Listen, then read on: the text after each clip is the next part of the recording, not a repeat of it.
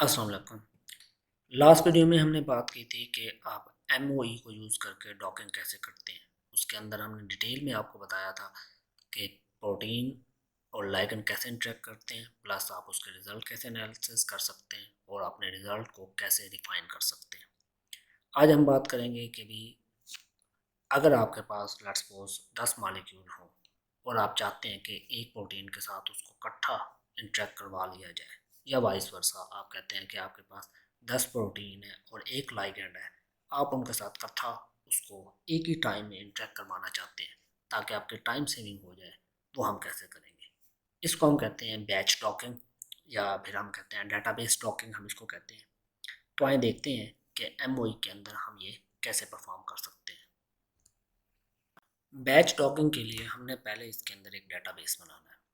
Database बनाने के लिए आपने फाइल में जाना है, न्यू और डेटाबेस सिलेक्ट करना है, और जहां आप इसको सेव करना चाहते हैं आप अपना इसका पाथ दे दें। यहाँ पे आपने इसको क्लिक करना है। डेस्कटॉप पे आप बनाना चाहते हैं, यहाँ पे MOE, यहाँ पे इसको नाम दे देता हूँ मैं B1 का, ये मेरा बैच 1 है, और इसको मैं सेव कर देता हूँ MDB फाइल में। MDB फाइल का मतलब है ये हमारी डेटाबेस फाइल है। तो हम एक फ़ाइल बना रहे हैं, डेटाबेस फ़ाइल, और उस डेटाबेस फ़ाइल में अपने जितने भी मॉलिक्यूल 8, 10, 5, 6, 100 जितने मॉलिक्यूल सेव करना चाहें आप कर सकते हैं। तो हम इसको अब ओके के बटन पर क्लिक कर देते हैं। डेटाबेस बनने के बाद आपके पास ये एक विंडो ओपन होगी। यहाँ पे ये अभी एम्प्टी है। आपने यहाँ फाइल में जाना है और इंपोर्ट पे क्लिक करना है।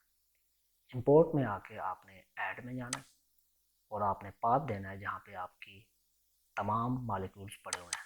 मेरे डेस्कटॉप में MOE डॉकिंग में ये 5 मॉलिक्यूल्स हैं। इनको आपने एक एक करके ऐड कर देना है। मैं ये 5 मॉलिक्यूल इसमें ऐड कर देता हूँ। आप ऐड ऑल भी कर सकते हैं, मगर इसमें ये है कि मेरी यहाँ पे एक प्रोटीन भी पड़ी हुई है और एक ये B1 भी पड़ा हुआ है, तो ये कन्फ्लिक्ट क्रिएट कर सकता है। तो बेहतर यही है कि आप जो मॉलिक्यूल ऐड करना चाहते हैं इनको ऐड कर लें। हाँ, अगर आपके इस फोल्डर में और कोई फाइल नहीं है तो आप सिंपली ऐड ऑल करके सारे ऐड करके इसमें इंपोर्ट कर सकते हैं और ओके कर दें। जब आप ओके करेंगे आपके पास ये विंडो ओपन होगी और एक बार फिर से आप इसको ओके कर दें। जैसे ही आप इसको ओपन करेंगे तो ये देखें आपके पास यहाँ पे 5 एंट्रीज आ गई हैं। ये आगे उसकी इंफॉर्मेशन है। तो अब आपके पास ये एक डेटाबेस फाइल बन चुकी है जिसका नाम मैंने दिया है B1। अब हम देखते हैं कि इस बैच फाइल से आपने डॉकिंग कैसे करनी है। क्विकली मैं एक इसको रिव्यू करूंगा क्योंकि ऑलरेडी हम अपने पिछले ट्यूटोरियल में आपको बता चुके हैं कि डॉकिंग कैसे होती है। तो हम एक क्विकली इसको देख लेते हैं। हम फाइल में जाते हैं, ओपन, डेस्कटॉप, MOE डॉकिंग, ये मेरी प्रोटीन है, remove waters and hetero, okay, quick preparation, okay, yes, ये मेरी क्विक प्रिपरेशन स्टार्ट होगी। Complete, then compute, site finder, apply, मैं इसमें से ये साइट सेलेक्ट करता हूँ, dummies, yes, apply, minimize, compute. Compute के बाद आप इसमें डॉक में जाएं। डॉक में यहाँ पे आपने साइट और डमी देनी है। अब जब आपने लाइगेंड देना है, अब आपने SD फाइल लास्ट टाइम हमने चूज़ की थी, आपने अब SD फाइल चूज़ नहीं करनी, आपने अब MDB फाइल चूज़ करनी है और आपने इसको पाथ देना है जहाँ पे आपने अपनी डेटाबेस फाइल चूज़ की हुई है। मैंने यहाँ पे ये B1 रखी हुई थी। जी, हमारी अब डॉकिंग फिनिश हो चुकी है। इसको देखें, ये देखें, मैंने 2 पोज रखा था इसका। 2 पोज का मतलब है कि हर एक लाइगेंड के अगेंस्ट उसमें 2 मॉलिक्यूल बनाए। ये पहला और ये दूसरा, पहले लाइगेंड के लिए, तीसरा और चौथा दूसरे के लिए, एंड सो ऑन।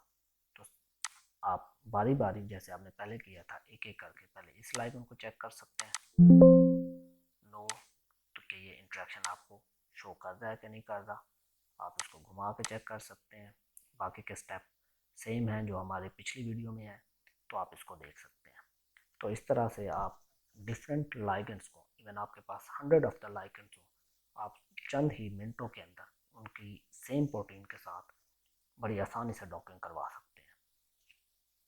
बहुत ही सिंपल वे में आप अपने 100 ऑफ मॉलिक्यूल एक प्रोटीन के साथ सिमुलटेनियसली डॉक करवा सकते हैं। अगले वीडियो में हम इंशाल्लाह बताएंगे कि आप MOE को यूज़ करके मॉलिक्यूलर डायनामिक स्टिमुलेशन कैसे कर सकते हैं। Thank you so much for watching. अल्लाह हाफिज़।